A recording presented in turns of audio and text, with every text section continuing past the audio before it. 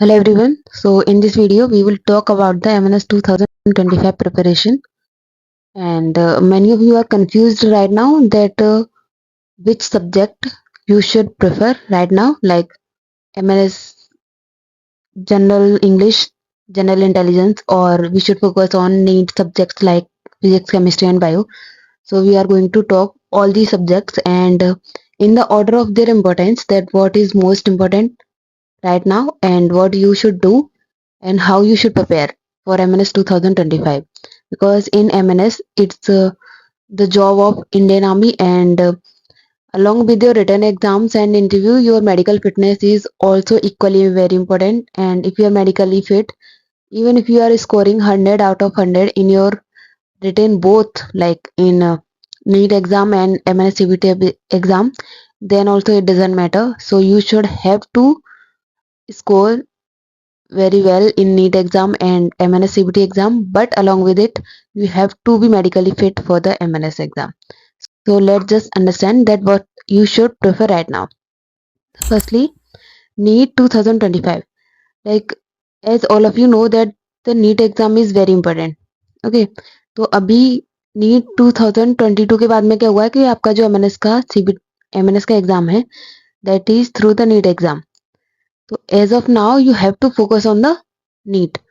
कुछ भी हो जाए, कोई भी बोले कि एमएनएस का बैच ले लो, ठीक है, या फिर एमएनएस की तैयारी अभी से स्टार्ट कर दो, सीबीटी वाले की, वो अभी नहीं करना है, सारा फोकस नीट पे शिफ्ट कर दो, because NEET is very very tough.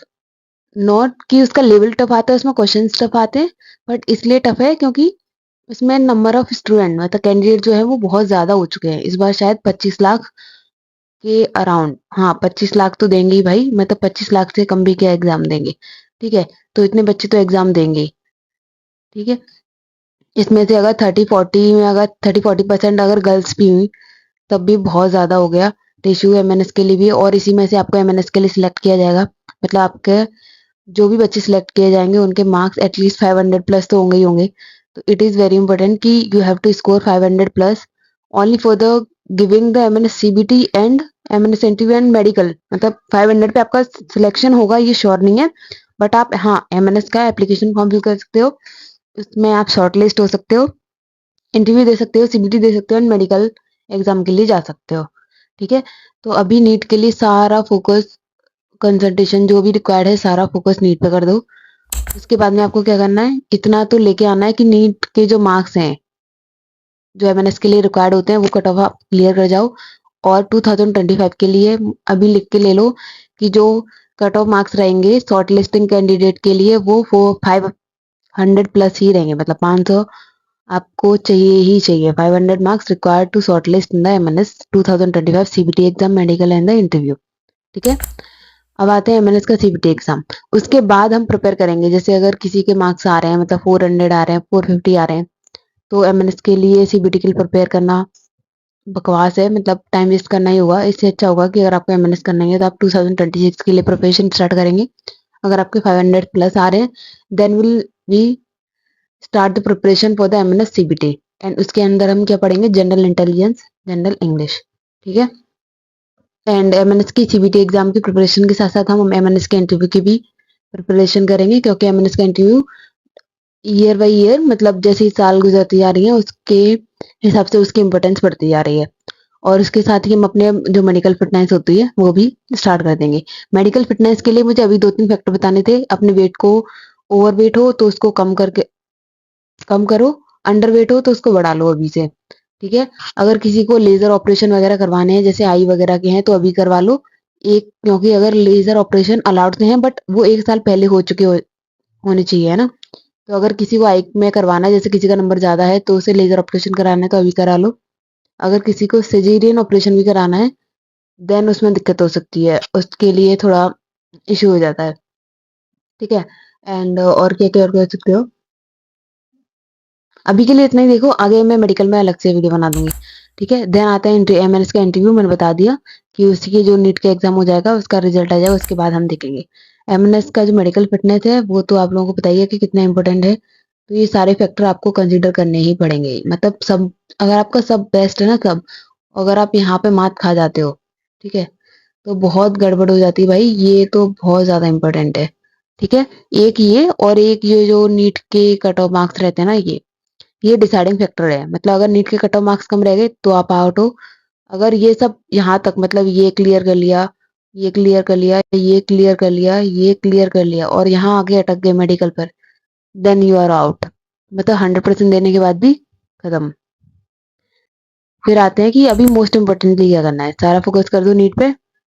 अभी कुछ नहीं करना है, नीट के अलावा और कुछ नहीं पढ़ना है। इंग्लिश नहीं पढ़नी है, करंट अफेयर्स नहीं पढ़नी है, और जो रीजनिंग होती है वो नहीं करनी है। कुछ नहीं करना है, इंटरव्यू की तैयारी नहीं करनी है मेडिकल की। मतलब बस अपना खाने पीने का ध्यान रखो, और ब्लड वो सब बढ़ जाएगा भाई उसी टाइम पे। बट अभी बस खाने पीने का ध्यान रखो, जिससे अपनी नीट की जो पढ़ाई है वो कर पाओ। सर्दियों का मौसम आ रहा है तो जुकाम वगैरह, कोल्ड वगैरह जल्दी से हो जाते हैं, तो उन सबसे बच के रहना। ठीक है। और रिवीजन कैसे करना है अभी नीट के लिए? अगर किसी का कोई बैकलॉग है, मतलब कोई चैप्टर नहीं हुआ है और आपको लग रहा है कि भाई करना है, तो उसको वन शॉट से करना स्टार्ट कर दो, यूट्यूब से। ठीक है, उसके साथ साथ आपको क्या करना है, पीआईक्यू करने। और नीट के पीआई के साथ साथ एक काम और करना है कि जेई, मतलब जो जेई मेंस होता है ना, उसके पीआईक्यू और कर लो। लास्ट के 5 साल के, ज्यादा नहीं करने, सिर्फ 5 ईयर्स के करने हैं। ठीक है। और किसके करने हैं जेई के पीआईक्यू? जो आपके फिजिक्स और केमिस्ट्री है ना, उसके बस। उससे ज्यादा कुछ नहीं करना। मतलब फिजिक्स के करने हैं एंड आपको केमिस्ट्री के करने हैं, जेई के। और नीट के तो आपको तीनों सब्जेक्ट्स के करने हैं, फिजिक्स केमिस्ट्री एंड बायो। इसके साथ साथ जो चैप्टर आप वन शॉट से कर रहे हो, उसके साथ में क्या करना है कि पर्टिकुलरली जो आप चैप्टर वाइज टेस्ट देते हो ना, तो उसमें जो टेस्ट के क्वेश्चन होते हैं वो आपको कम से कम 2-3 बार रिवाइज करने हैं। ठीक है, मतलब टेस्ट अटेम्प्ट कर लिया, उसके बाद में एक बार तो जब चेक करते हैं तभी हो जाते हैं, दूसरी बार रिवाइज तो वो। उसके अलावा 1 हफ्ते के अंदर अंदर और आपको वो वापस रिवाइज करने हैं सेम क्वेश्चन। ठीक है, जिससे वो आपकी जो शॉर्ट मेमोरी से परमानेंट मेमोरी में कन्वर्ट होते हैं ना, तो वैसा हो जाता है। अगर किसी की मेमोरी फोटोजेनिक होती है तो उसमें काफ़ी हेल्पफुल हो जाते हैं। रिवीजन यूट्यूब से करोगे, कहीं और से मत करना। ठीक है, एक प्लेलिस्ट बना लो कि बायो का यहाँ से करनी है रिवाइज, केमिस्ट्री यहाँ से करनी है, फिजिक्स यहाँ से करनी है। ठीक है, वहीं से करोगे, बार बार उन्हीं को रिवाइज करोगे। और ये नहीं कि आज इस, जैसे फॉर एग्जाम्पल, जैसे मैंने बायो का कोई चैप्टर उठाया जेनेटिक्स, पहले मैंने वो तरुण सर से पढ़ ली, फिर मैंने वो विपिन सर से पढ़ ली, फिर मैंने किसी और टीचर से पढ़ ली। तो ऐसा नहीं करना है। पहली बार अगर जेनेटिक्स मैंने तरुण सर से पढ़ी है, तो अगर मैं रिवीजन भी करूंगी तो मैं फिर तरुण सर के लेक्चर से ही करूंगी, किसी और टीचर के लेक्चर से रिवीजन नहीं करूंगी। ठीक है। अदरवाइज अगर किसी को विपिन सर का पढ़ाना ज्यादा अच्छा लगता है, तो विपिन सर के लेक्चर ही देखो वन शॉट पूरा लॉन्ग फॉर्म में। देन फिर रिवीजन भी करना है तो उनके जो शॉर्ट वीडियोस होते हैं ना, 1-1 घंटे के रिवीजन के लिए, वो भी आप विपिन सर के ही देखोगे, तरुण सर के नहीं देखोगे। टीचर फिक्स कर लो और इन्हीं का आपसे पढ़ना है, और इन्हीं के लेक्चर से आपको रिवीजन करना है। ठीक है। देन आते फिजिक्स के लिए आप एमआर सर के लेक्चर दे सकते हो। भाई मतलब बंदा ना बहुत बढ़िया तरीके से पढ़ाता है। वन शॉट में भी कोई टॉपिक नहीं छोड़ते, सारे टॉपिक्स पे, हर टॉपिक पे क्वेश्चन होंगे। ठीक है। और एक नहीं, कम से कम 10-10 क्वेश्चन होते हैं। कोई टॉपिक नहीं छूटा जाएगा, बहुत अच्छे तरीके से समझाते हैं, क्वेश्चन प्रैक्टिस तो भर भर के कराते हैं। और अभी जैसे अभी इस साल नहीं आया उनके लेक्चर, तो आप 2023 2024 के लिए जो उन्होंने पढ़ाया था वो कर सकते हो। ठीक है। जैसे फाइनल के लिए वो वन शॉट जो लेके आते हैं ना क्वेश्चंस के, वो और करने हैं आपको। केमिस्ट्री में आप सुधांशु सर के फिजिकल के लिए देख सकते हो, सुधांशु सर के जो लेक्चर होते हैं वो फिजिकल के लिए हो जाएंगे, या फिर ऋतिक सर के देख सकते हो। ठीक है, या फिर एपी सर के देख सकते हो, फिजिकल के लिए हैं ये। सुधांशु सर किस लिए लिखोगे? फिजिकल के लिए। ठीक है। पंकज सर के ऑर्गेनिक के लिए देख सकते हो, एंड मोहित सर के लिए इनऑर्गेनिक केमिस्ट्री के लिए देख सकते हो। ये मोर देन इनफ है, काफी टीचर्स मतलब बहुत अच्छे से पढ़ाते हैं, और इन्हीं के जिससे पढ़ो उसी से रिवीजन करना है। देन आते बायोलॉजी के लिए विपिन सर के देख सकते हो, तरुण सर के लिए देख सकते हो, एंड एमडी सर के लिए देख सकते हो। मतलब इनके लेक्चर से देख लो। जिसके भी लेक्चर से देखोगे पहले आपका वन शॉट का, आप रिवीजन भी उन्हीं के लेक्चर से करोगे, ये ध्यान रखना। वरना फिर अंडरस्टैंडिंग में बहुत दिक्कत होती है। ठीक है। तो ये सारी चीजें थी, पता पड़ गया कि कहाँ से क्या कवर करना है, किस चीज पे फोकस करना है। And to clear NEET 2024-25 you have to at least revise the whole syllabus 3 times. तो ये करना है विद गुड मार्क्स। ठीक है, एटलीस्ट 500 तो स्कोर करो। अगर सिर्फ एमएनएस में ही जाना है तो 500 प्लस स्कोर करो, हो सके तो 550 प्लस कर लो। एंड अगर गवर्नमेंट एमबीबीएस की सीट चाहिए तो भाई फिर 650 तो मिनिमम है। Try to score around 680 plus. ठीक है। तो उसके बाद में जैसे ही नीट का एग्जाम होगा उसके बाद हम फोकस करेंगे इंटरव्यू, एमएनएस का सीबीटी एंड एमएनएस का मेडिकल। ठीक है, अभी के लिए सारा फोकस कर दो नीट 2025 के एग्जाम पे। इसके अलावा और कोई और डाउट है कि कैसे क्या रिवाइज करना है, कहाँ से पढ़ना है, क्यों पढ़ना है, कौन सा चैप्टर कैसे करना है, कितने घंटे किस चैप्टर को देना है, तो वो बता देना, मैं उसके लिए सेपरेट वीडियो बना दूंगी। ठीक है, मेडिकल के लिए अलग से बनाऊंगी, जो मेडिकल एमएनएस के लिए अभी से रिक्वायर्ड है। ठीक है, कि उनकी तैयारी आपको अभी से करनी पड़ेगी तो ठीक।